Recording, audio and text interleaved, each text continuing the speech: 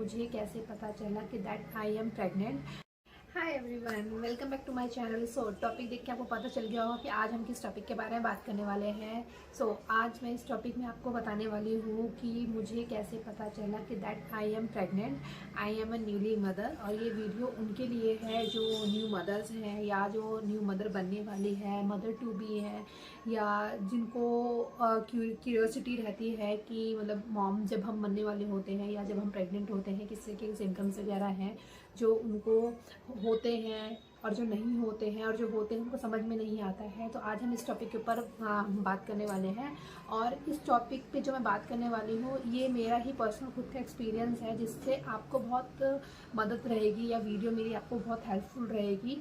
जिस तरीके से मैं आपको बताऊँगी शायद आप उससे रिलेट कर पाएँ और आप समझ पाएँ कि दैट यू आर प्रेग्नेंट और नॉट। तो चलिए स्टार्ट करते हैं। चैनल का नाम है कैप्टन माही।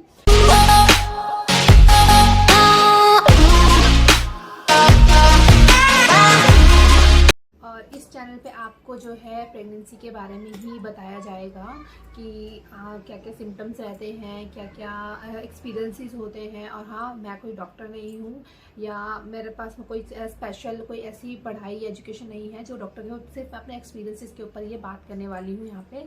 तो चलिए समय को ज़्यादा व्यर्थ ना करते हुए वीडियो को स्टार्ट करते हैं। तो गाइस, मैं अपने एक्सपीरियंस पे अगर मैं बात कर लूँ, जब मैं प्रेग्नेंट थी, आई थिंक मार्च की बात है जब मैं प्रेग्नेंट थी। उस टाइम मैं I am a working women, मैं ऑफिस में अप डाउन करती थी, तो मुझे इतना समझ में नहीं आता था। तो काम वगैरह बहुत होते थे जिससे मैं बिज़ी रहती थी, तो समझ में नहीं आता था कि ये सब क्या होता है।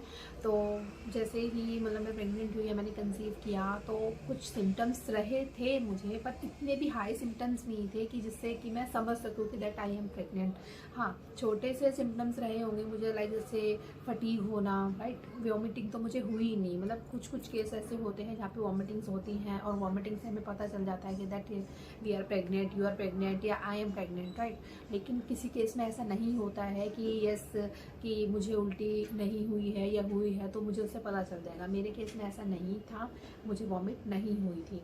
सेकेंड सिम्टम मेरा जो रहा था वो ये था कि जब मैं काम करती थी या स्टेयर्स पे अप डाउन करती थी तो मुझे बहुत ज़्यादा फटीग होता था। लेकिन उस फटीग से मैं समझ नहीं पाई कि मैं प्रेग्नेंट हूँ, क्योंकि यूजुअली अगर आप पूरे दिन में ऑफिस में आप काम करते हैं, घर में आप काम करते हैं, तो आपको थकावट जब भी हो जाती है। तो थकान होना बहुत ही बड़ा कोई सिम्टम नहीं है, बहुत ही छोटा सा सिम्टम है जिससे आप नहीं समझ पाएंगे, ठीक है। तो अगर थर्ड वन की सिम्टम की बात करूँ तो एक दिन की बात है, जैसे लाइक मैं अपने ऑफिस से आ रही थी तो उसमें क्या हुआ कि जब मैं अपनी स्टेयर्स चढ़ी तो मेरा जो रंग है बहुत ज़्यादा काला पड़ गया था। तो मतलब मेरी जो मदर इन लॉ है उन्होंने देखा मुझे, तो उन्होंने देख के मुझे मतलब बता दिया था कि हाँ ऐसा कुछ है। क्योंकि कहते हैं ना, जो बड़े बुजुर्ग होते हैं वो एक बार देखते हैं तो उनको पता चल जाता है कि एक्चुअल में क्या हो रहा है, क्या चल रहा है।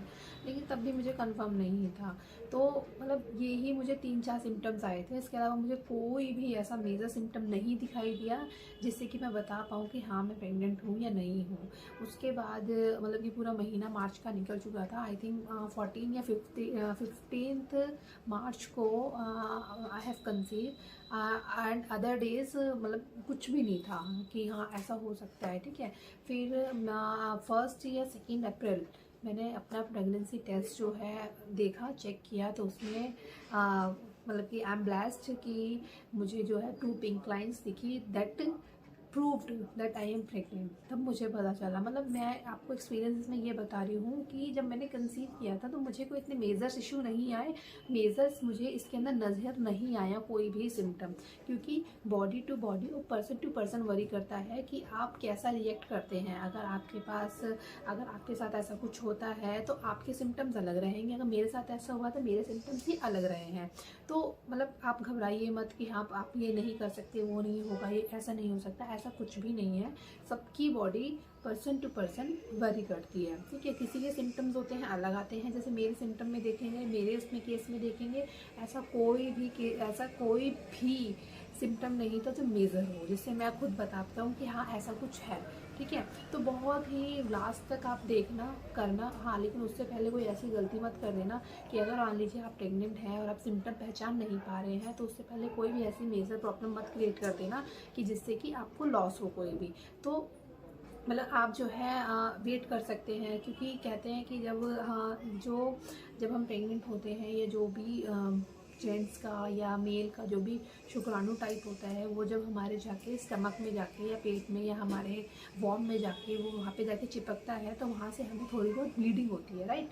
तो उस ब्लीडिंग से क्या होता है कि हमें थोड़ी सी ब्लीडिंग होती है। मतलब मेरे केस तो अगर मैं बताऊँ ना, मुझे तो काफ़ी मतलब इतना नहीं हुआ था मेरे साथ, लेकिन हाँ मेरे को कंसीव करने से पहले एटलीस्ट मैं 12 डेज़ मुझे ब्लीडिंग हुई थी। आई डोंट नो क्यों बट हुई थी मैं, ठीक है। उसकी मैंने दवाई भी करवाई थी, मैंने अपने डॉक्टर थे मेरे पर्सनल, मैंने उनसे बात भी करी थी कि मुझे ऐसी प्रॉब्लम हो रही है, तो उन्होंने मुझे ऐसे ऐसे दवाई दी। उसके बाद जब मैंने दवाई, आई थिंक मैंने 15 दिन भी दवाई नहीं खाई थी, तो उसके बाद ही मैंने कंसीव कर दिया था। तो उसके कंसीव करने के बाद भी मेरे कोई मेजर सिम्टम्स नहीं थे, उसके बाद भी मैंने कंसीव किया था।